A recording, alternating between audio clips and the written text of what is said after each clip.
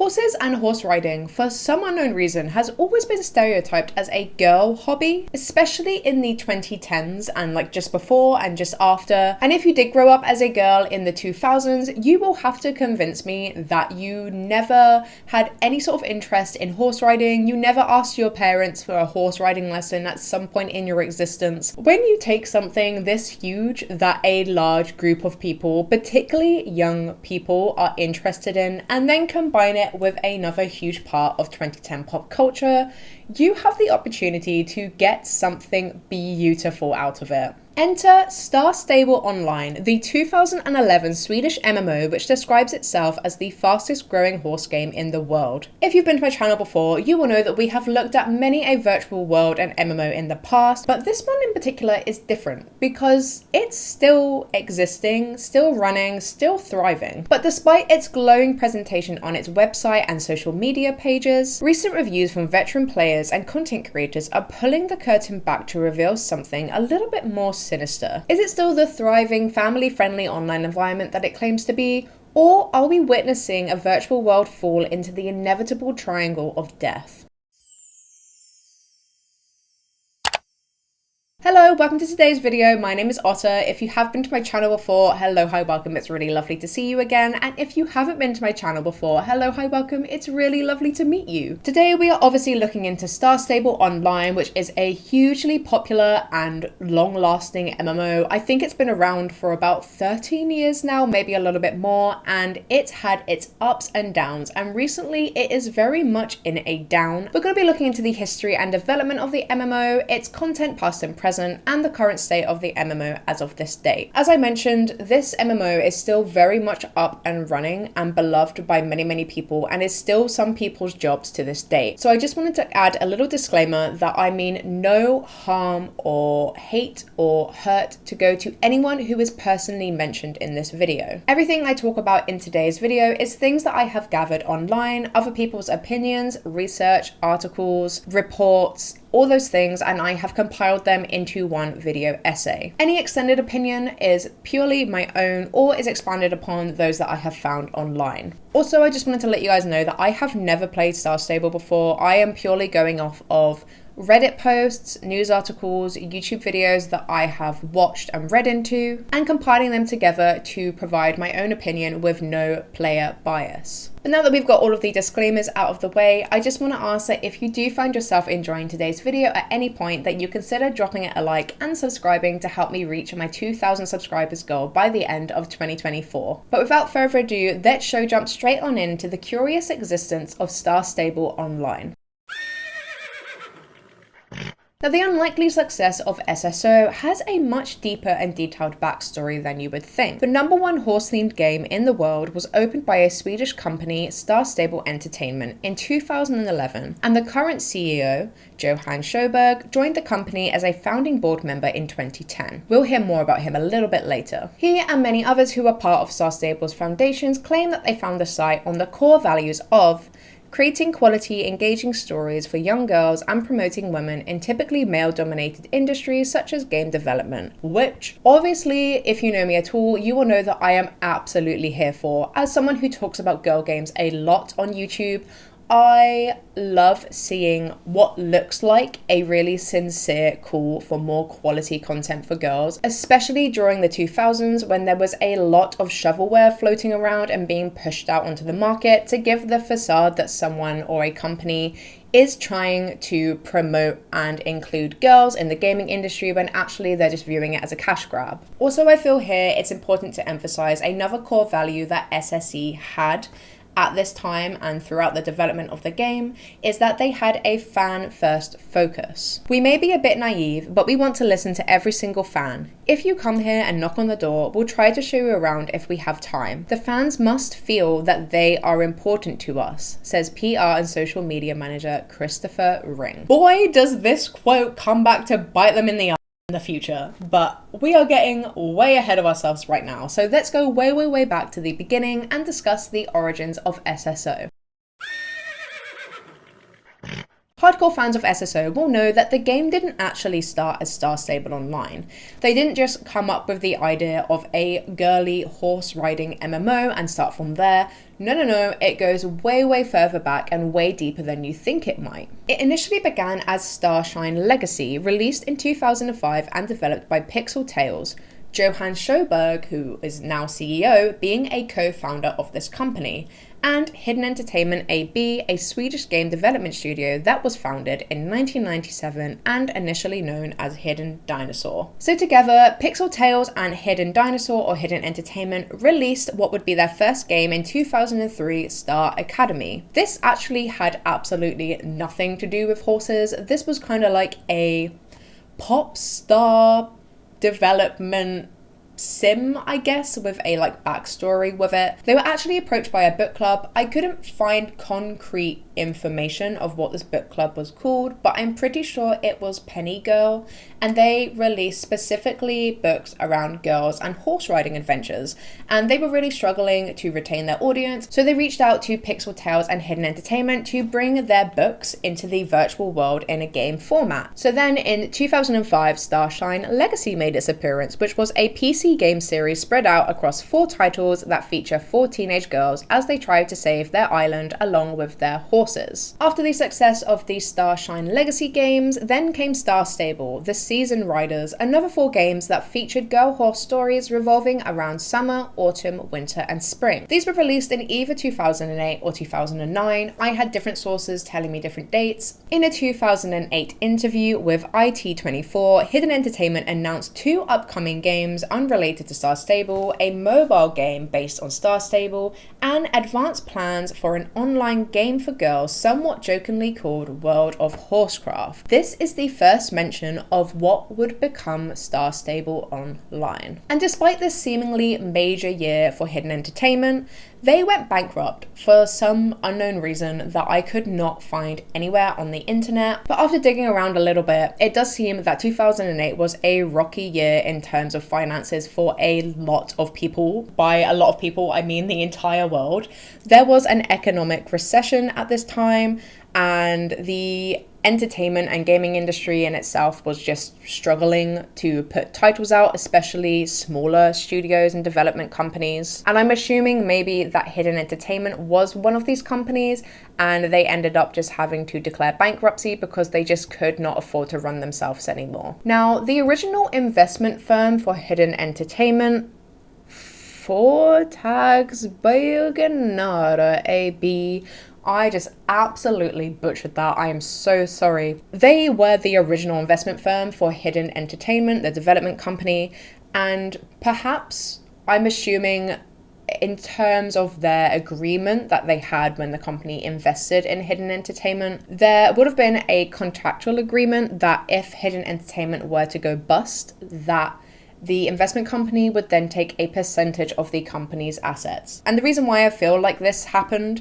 is because one of the people who initially was a partner of the investment firm that I cannot pronounce, Johan Edfeldt, a different Johan to the CEO, would then go on to found Star Stable Entertainment AB in 2010, so the company behind Star Stable, not the actual game. And he would find it with Ola Alvarsson in April of 2010. Obviously as well, Pixel Tales was still a thing at the time, and Johan Sjöberg, who worked for Pixel Tales, would go on to join the founding board of Star Stable Online with the investment firm. There was also a load of other employees who moved over from Pixel Tales or Hidden Entertainment into this new Star Stable Entertainment company to work on the new game. Both Johan Sjöberg, who was on the founding board, and Marcus Thorell Bjorkan, who was creative director at SSE, both began at Pixel Tales and moved on to develop the game. They both have commented on in the past how, as a company, we went against the industry standard at the time, which was don't make games for kids, and if you do that, don't make games for girls, and never make an MMORPG. And if you do, do not make it subscription based. And of course, that is exactly exactly what we did. They pushed on, and the original SSO beta was released in Sweden in 2011. The English version of the game was then released in May of 2012, with the Europe, North American, and Australian servers pulling the game into worldwide access in June. The early Star Stable game of 2012 literally exploded with popularity, especially after its expansion of worldwide servers. And to have a game that was as fresh looking in terms of its graphics and its content was crazy, and I can see why it was probably as popular as it was. So if you don't know Star Stable at all, it works as an open world exploration MMO and social game. Like many other MMOs, it had in-game quests, but also had really thorough storylines, which were based off of the original Starshine Academy and like Jorvik Riders brand and lore that was going on. They sort of took that and expanded it. Obviously it wasn't a like literal carbon copy. They like took elements of it and developed them into their own storyline for Star Stable Online. Good versus evil, that classic kind of thing. Although I do think at one point they did bring back original NPCs and characters from the original games. For example, Herman and Lisa, I think they brought back for like limited time quests and in-game experiences, which I could imagine was probably really nice for players who originally played those titles to have as a like nostalgia thing, to show that the company really does understand and care about why players love this game so much. Players also have access to a huge amount of customization. Visually, there is a lot of options for their avatars and horses, and this is a really big part of Star Stable, and especially for its marketing and the way they make money. Literally riding, excuse the pun, on their limited edition, time limited horse breeds that were released kind of like every few months, earlier on in Star Stable's existence. But more recently, they have been like chucking out the horse breeds more and more often. These horses and the environments have always looked really beautiful to me personally. I know a lot of people disagree with some of the graphical choices that the game made, but I really think that they look great, and the worlds especially are like visually stunning and really enticing, and like looking at it, it does make me want to play the game and just ride around and look at what they've built. However, I do feel that the avatars always been a little bit like janky looking, even like now in present SSO.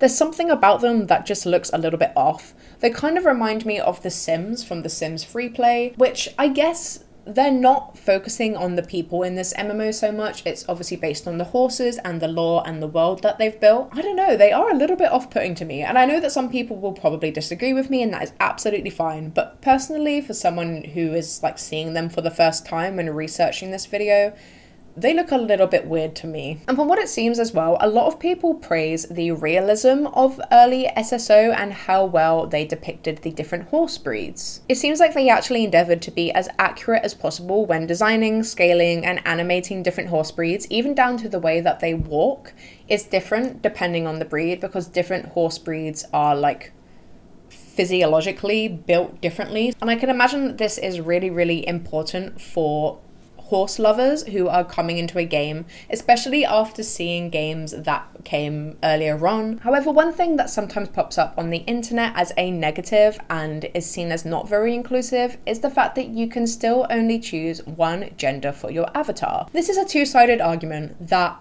I often think and feel quite passionately about when I am talking about any sort of girl game and the girl game community as a whole. One side of the argument is that it's really nice and needed for young female gamers to have a designated space that is made specifically with them and their interests in mind. It's literally for them and them only. They have been left out of the gaming industry for so long, especially with good, decent quality games, and it's nice that they finally have this space to explore and play in, especially after years of being pushed aside by an industry that prioritized male over female. However, the other side of this argument is that why are we being exclusive rather than inclusive when we are asking the gaming industry itself to be inclusive of all genders and every gamer who enjoys gaming. And obviously with the choice of Star Stable Online only choosing to include female avatars may, I feel like more so in the 2010s and the early life of SSO, pushed away male gamers from being able to experience the game. Star Stable Online has interestingly actually commented on this, which I think is very, very good of them, as I think a lot of companies would have simply ignored it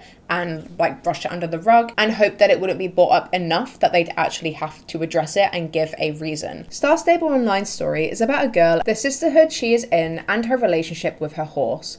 We decided to create a game with a female protagonist back in 2011, and this is the character our players will be when they play, just like other games that only have male main characters. If we decided to change this, implementing a male character option would be a huge project and we would have to put a lot of our other work on ice. That said, boys and non-binary people are always welcome to play Star Stable Online. Moving on from that, since 2011, Star Stable has always worked on a subscription basis, where the game is free to play until you hit level 5. Then, once you hit this level, you are required to become a Star Rider to access the rest of the game. Now this does tiff me off a little bit, because it's lovely that they've made this game and that they've made a space where girl gamers can feel welcome and safe, and it's a good quality game that they can enjoy, but only if you can afford it. Because it's not like paying a one-off payment for a game. Like, you can save up for a game and then play it for the rest of your life. Whereas with a subscription basis like the one that Star Stable Online has, you're having to make sure you have that money every month to be able to continue playing the game. Like, I understand why, obviously they have to make money, but I do think there should be more free options for engagement with the title, as well as the subscription basis. Like games like Club Penguin, Moshi Monsters, Movie Star Planet, etc. we're all free to play, you just pay for additional coins. Whereas this one, to progress in the game and actually like be able to do some of the quests and things like that, you had to pay. Now, in today's money, a 1 month membership is £5.29 or £6.73 with a small allowance on star coins, the premium in-game currency to get you further in the game and buy more customization. Now, this game does the really sneaky thing of selling packages of gems. And like they know exactly what they're doing. They can't play dumb with this. No game that does this can play dumb because they know exactly what they're doing. When they sell these packages of gems or coins or whatever in any game, not just Star Stable Online, they make it so that the stuff that they know that people are going to be more enticed to buy, like horses, are going to be at an awkward price range. Then you have this odd number of extra star coins, say 100 in this case, if you are buying the 1000 star coins, which will buy you probably nothing. You might be able to buy a wallpaper or a badge or something really, really small and insignificant that doesn't have that much value in game, which I feel like, again, is another way to entice people to spend more money, because people think, well, I have this amount of gems left over, so really if I just buy another 1000 coins, that will leave me with another 200 spare if I buy another horse at 900 coins, which then means that I'm only another 100 off of buying this item that I really want. I always think it's kind of sneaky how games do this, and it really, really infuriates me. But like, obviously I know why games do this. They need to make money and they want people to spend more so they can do more with their games. And SSO is not the only game that does this, but it just really, it just winds me up. Star Stable got to a point where it could expand way beyond its initial virtual world and game into areas and industries beyond that. In 2016, Star Stable reached out to writer Helena Dahlgren, a Swedish writer and translator, asking her to expand on the lore of the Star Stable Soul Riders, Lisa, Anne, Linda, and Alex. Between 2018 and 2023, 10 books were published under Helena Dahlgren's name, another 2 under the Moorland Stable series with Catherine Hapker, and a graphic novel by Katie Cook and Ellie Pakangas. Ellie would actually further go on to work on a number of comics for Star Stable, which were released either weekly or monthly, I'm not quite sure, and they built upon seasonal events and happenings in the game. Surprisingly, there was also a lot of attention on music with Star Stable Online. Artist Nomi has produced a number of titles for Star Stable, including music for the 10-episode animation series. On the Jorvik Island in-game, there is DJ Kai, who remixes Star Stable classics and has original singles. I couldn't find anything about the actual creator behind them. I'm not sure who it is. I don't know whether they actually just go by DJ Kai and like exclusively work for Star Stable. There is also work by Folk Avant, who released 3 singles in 2020 for the Star Stable Entertainment Company. Nomi has also produced a track for the 10-episode animated series that came out in 2021 named Mistfall, which is available to watch in full for free on YouTube. They worked with writer Alice Pradanu and Furley Animation Studio to produce the series, and I believe Mistfall was available to visit in game too, and there was like a limited edition quest. Now, here is where things get a little bit interesting for Star Stable Online. 2017 seems to be a pretty notable year of change for SSO, and there's a lot of reasons why. That being said, it is a little hard to make out exactly what happened in 2017 that drove players to be so angry at the game they once loved so much, especially for a company that was so player and fan focused. And from asking around online and sort of looking around in forums, it seemed that the issue really began when SSE began to rebuild their foundations and build up. People wanted to see the game progress into something greater than it already was, but the 7-year-old tech that was initially used on the site was now outdated. In a 2021 article, Stacey Place, co-game director, comments on this. This has been a big source of frustration, Stacey acknowledges, and addressing it may have been seen as low priority for too long. I think their first sign of change and modernization was the development of the Generation 3 graphics, which did not sit well with a lot of older players. As this user mentions in a Reddit comment, from what I've read, it was from 2017 onward that the graphics began to change, from the crusty Gen 1/Gen 2 graphics to the Gen 3 graphics we now have. It was in December 2017, for example, that the Connemara was released as the very first Gen 3 horse. The change in the graphics accelerated even more from 2019 onward. And I think as well, when people get comfortable and are so passionate about something that looks and feels a particular way for a very long time, it can be very upsetting and uncomfortable for this to be disturbed and changed. So I completely understand why people maybe didn't react to this the way that you would intend them to.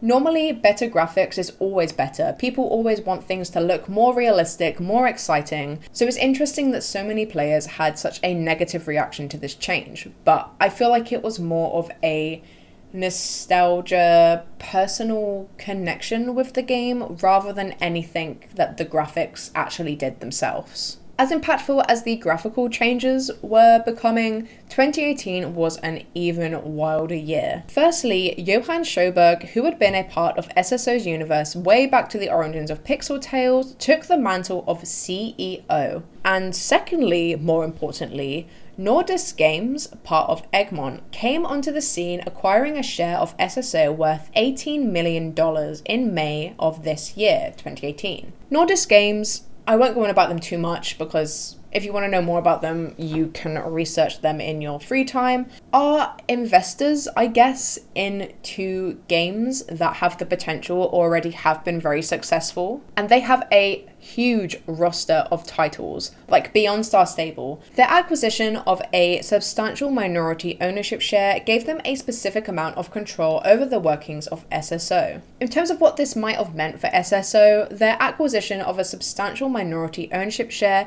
may have given them a specific amount of control over what happens with SSO as a game. SSE is a team that had had nearly a decade of commitment to a brand and lore-filled virtual world, now has employees and influence from a company which takes on games to produce money. The people coming in and part of Nordisk, as much as they might be passionate about games themselves, will never have the same attachment or passion to Star Stable Online as the original founders and developers will. Now thirdly, after this and the early influence of Nordisk having a say in Star Stable Online, apparently the whole atmosphere of the site began to change and become something that players never wanted. The game overall began to shift priorities and focus from quests, lore, and story building towards graphics, releasing horses, sellable stuff in general, and making the game less challenging, more fast-paced, more explicitly child-focused, and more about quick, immediate rewards rather than lengthier reputations or more difficult accomplishments.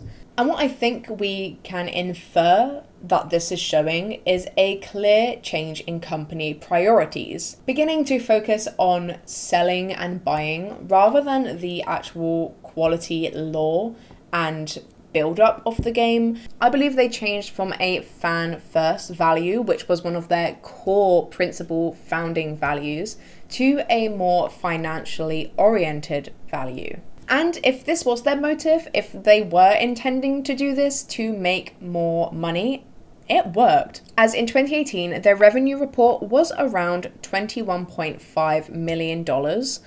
And moving into 2019, their revenue report was increased to $30 million, which is a substantial increase in income. And although this increased income was a success for them, and it was something that they had obviously intended to do, this may have come with a price, and that is the devotion of their old fans.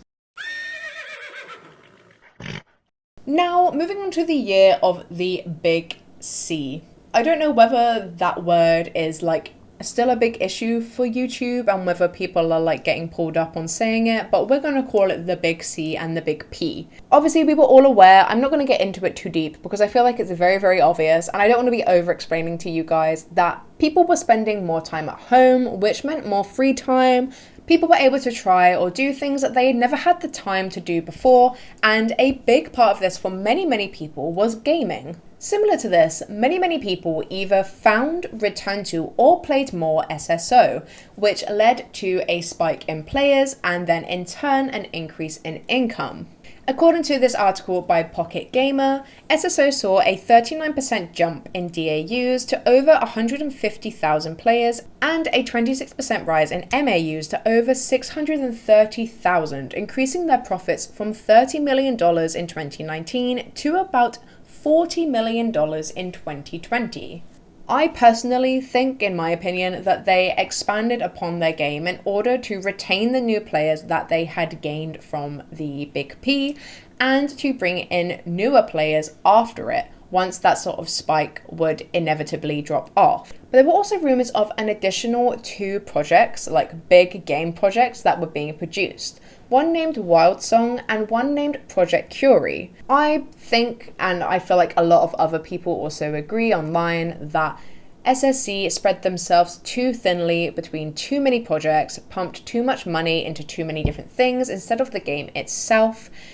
And then obviously after the Big C, not only SSE, but the gaming industry as a whole had a huge financial blow, which it's still struggling to recover from today. And off the back of this as well, Nordisk Games swooped in and increased its ownership of SSO to 57% in November of 2021, the same year that the financial income plummeted.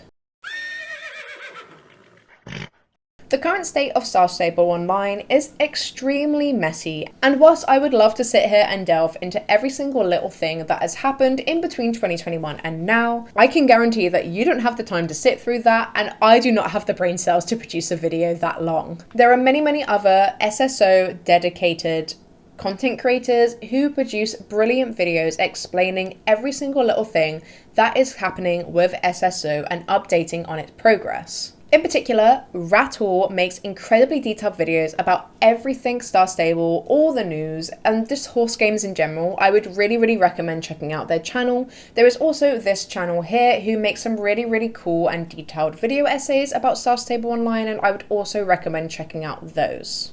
For now though, here's a brief rundown of the worrying things that have happened with SSE since 2021. Since 2021, all of the side projects have either been cancelled or discontinued, which was a shocking and emotional blow to many of the people who worked on them. There's also been an increased amount of bugs and glitching, which has negatively affected gameplay for users, along with an increase of cheating. In June of 2023, Star Stable Entertainment announced through a press release that they were laying off 15% of its staff in order to implement organizational change. Obviously, the entirety of the world economy was shaken after the pandemic, in particular the gaming industry. We have already discussed this. Everywhere and every sort of gaming industry right now is doing layoffs and making cuts, which is really, really horrible. And I really, really feel for the people who have been affected by this. And I'm so, so sorry that this has happened to you if it has. However, I do know at some point that there was some Glassdoor reviews floating around that commented on the failings of management at SSE at this time.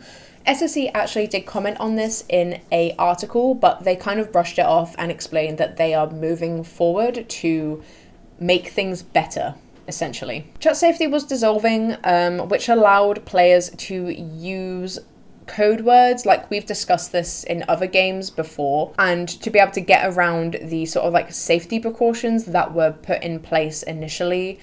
It seems that the safety of chat is kind of like dissolving into chaos, and the only way that SSE have like done anything about it is to tell people to be nice.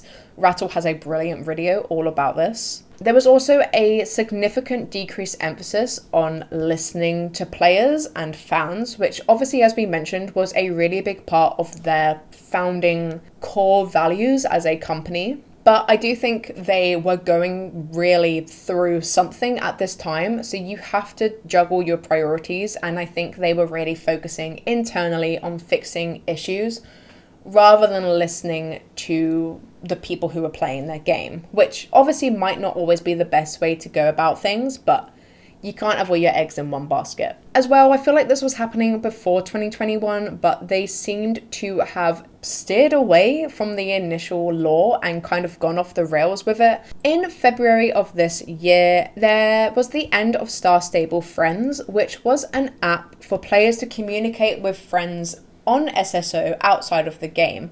So you didn't have to log into SSO Online to be able to chat with people. You could chat in real time, kind of like Facebook Messenger or WhatsApp, but specifically for people that you knew on Star Stable Online. And honestly, I don't really think this is a bad thing that this closed. I can understand why people would be upset that it shut down. Now that the mobile app was released and that was being widely used, I do probably feel like Star Stable Friends had a decrease of usage, so it probably made sense for them to end this and stop putting effort and money into it so they could use that elsewhere. So I actually think that this was a good call from Star Stable Online. Editing Otter here. I missed out on a huge controversial thing that happened in 2023, and it's honestly laughable. I can't believe I forgot to add it in to the script. My apologies, here it is now. So in 2023, amidst a lot of other problems and issues that were going on, Star Stable Entertainment thought it would be a great idea to collaborate with a perfume company to release a candle, which I'm literally reading it off the website right now, had a base note of soil, poo, and sweet hay. Yeah, they made a candle that smelt like horse poo. I don't know who thought this was any form of a good idea at any level. People were really, really cross and upset. Like, it's bad enough to release a candle when there is plenty of other things that you could be focusing on other than that, let alone releasing one that literally smells like... Apparently the candle doesn't smell. Apparently it smells like nothing. It just smells like cleaning product and is the most basic, non-fun candle you could ever think of. Loads of people were really, really upset. As well, the candle was selling for $22, which, I mean, Yankee candles are expensive, but they smell nice. This one smells like poo, and they were charging $22 for it. And they expected people to want to buy it when no one asked for it. I do think that they were trying to cater towards their more adult, long-term fan and player base that they had kind of upset. But I think this was the wrong way to go about it, and I just can't believe they made a candle that smelled like shit and unashamedly just went for that with the marketing. And I think most recently of the like big problematic news of SSO that has occurred like most recently, in March of 2024, it came out that Star Stable Online was reported for scamming children out of money through marketing and promotion, which really just does not surprise me given how it seems the site has developed. It seems that there is a lot of emphasis on buying and selling. They've obviously gone around this the wrong way, as actual consumers from Sweden have reported them to some Swedish authority that is going to investigate the site and figure out whether they are illegally using marketing tactics on children. Again, Rattle has a brilliant detailed video all about this. And on top of this, I feel like in general in the SSO community, there seems to be a pretty big divide between players, which is really, really saddening to see. The resounding and majority message is that the site should be held responsible for its failings, and that SSE no longer cares about their fans or the game like they used to. The other side of the argument is that SSO is and always was a kids game, and that it shouldn't be taken too seriously, and that people will complain no matter what they do. People will never be happy whether they do quests or they don't do quests. They focus on horse breeds, they don't focus on horse breeds. People will never ever be happy, and they will always find something to complain about because the game has just developed into something that isn't what they initially loved and played. Given this, I still personally side with the beginning argument. Given all of the evidence that I have seen online and things that we have discussed in this video, it does seem that the values that SSO currently holds in terms of how it runs and views its game has taken a interesting turn, especially given that the game is being investigated for marketing tactics. I feel like companies don't just do that for the heck of it. I feel like there must be some sort of evidence that this is actually happening for the company to find it worthwhile. And obviously, like I said, I have never played Star Stable Online, don't have that nostalgia bias of the site, but I do think that it's important that people are allowed to discuss and talk about their opinions online.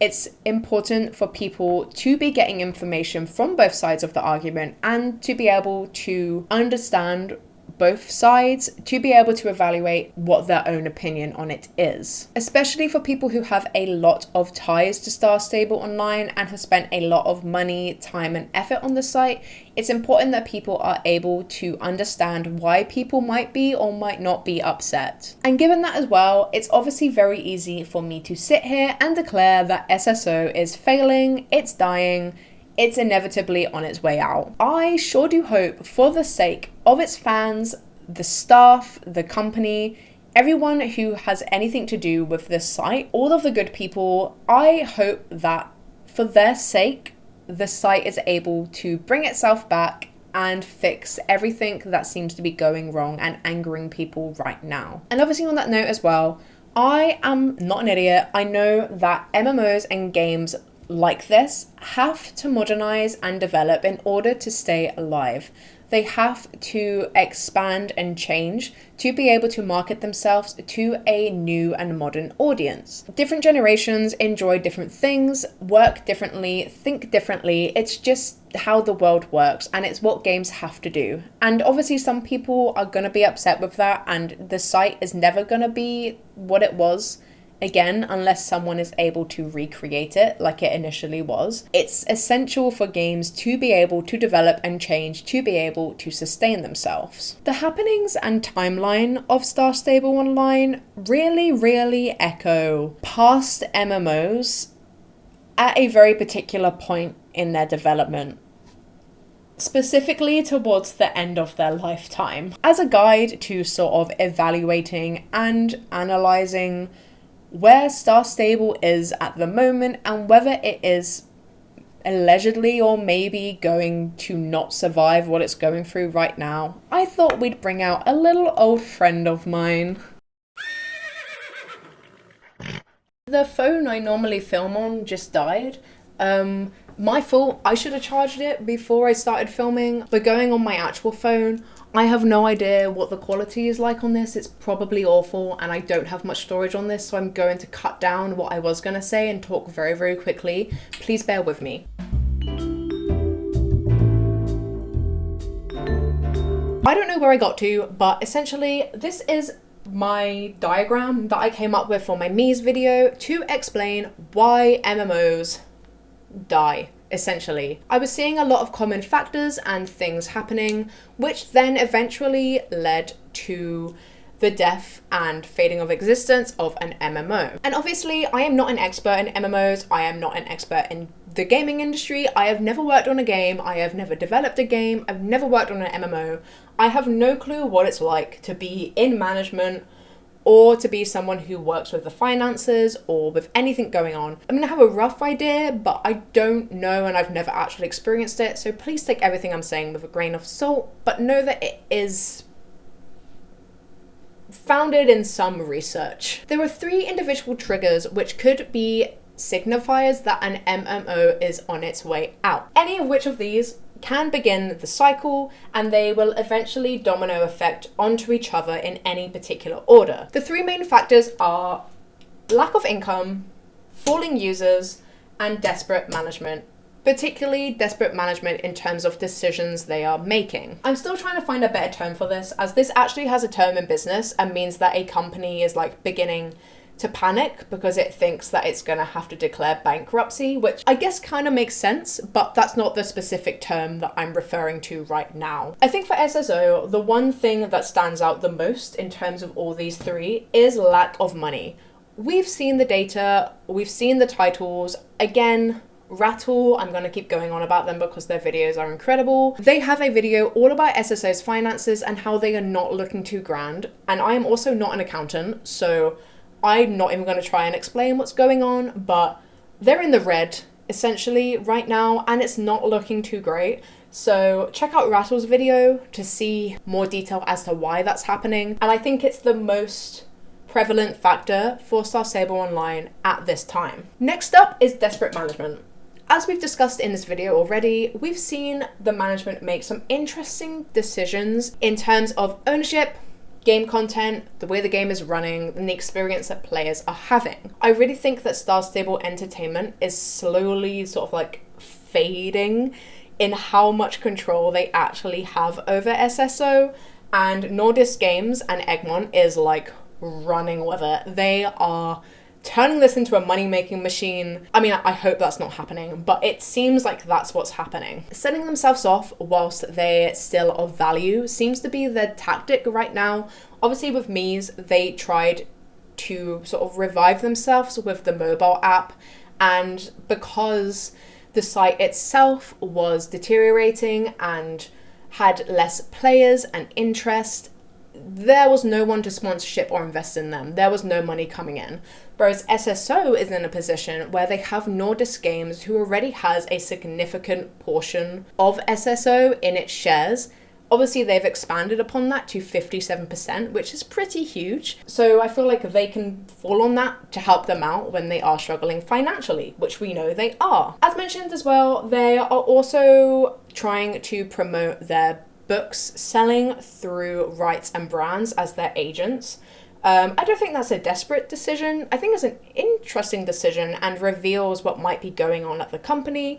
Obviously, again, as I mentioned, I do not work at SSO. I know no one who works at SSO.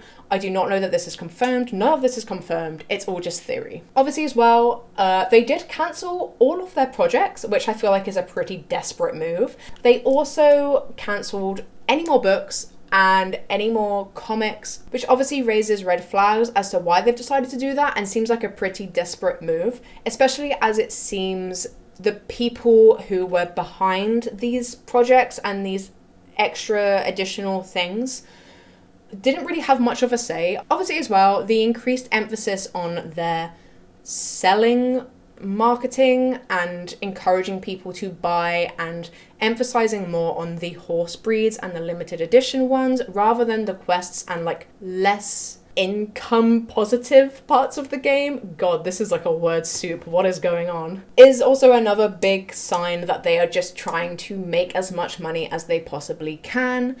Obviously, we've already discussed the horse breeds. There was also an issue where the horse tack that was initially, you could use it across any and all horse breeds.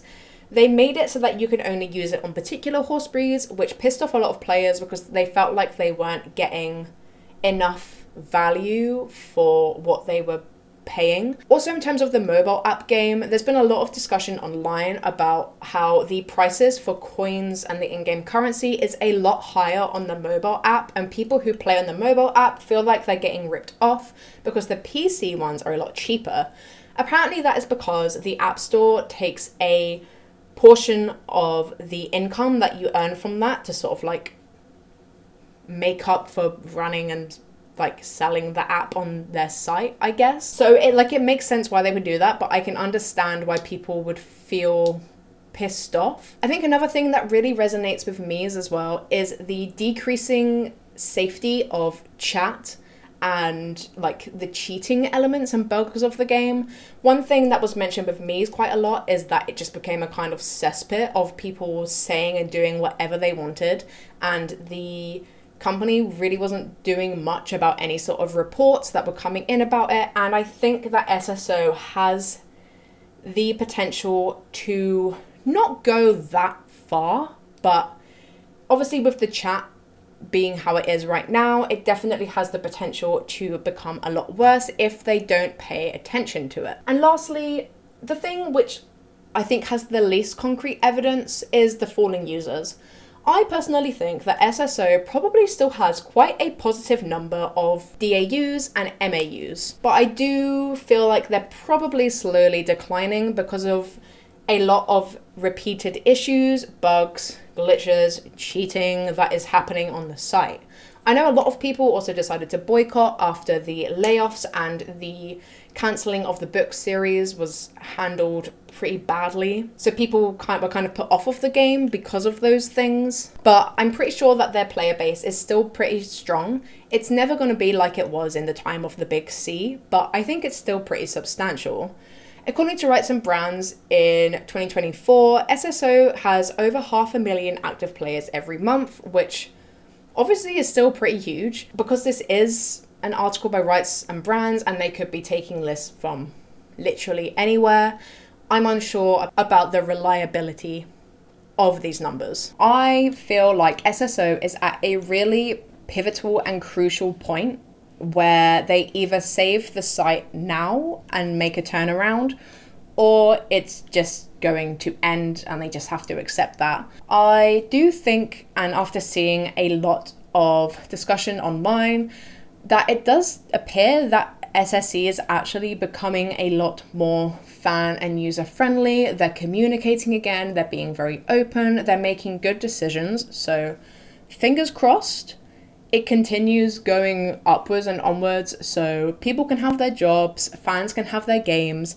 and horses can horse. That was a huge video. I think that might be one of the biggest MMO videos I have ever discussed. Obviously, as I mentioned, Star Stable Online, right now especially, is very, very messy. There is a lot going on. There's a lot of opinions. There's a lot of arguments and divides happening online. And I really, really hope, as I mentioned, for people who love this game and for the people who work at the company, that SSO does pull through and is able to return to even some of the glory that it once was. If you did enjoy this video and you would like to see more just like it, please do not forget to like this video and consider subscribing to help me reach my 2,000 subscriber goal of 2024. I loved talking about SSO, and I just want to mention again that I mean no hate, harm to be directed to anyone who I directly reference in this video. Hydrate to stay great, get your daily calorie intake, and hopefully I will see you in the next one.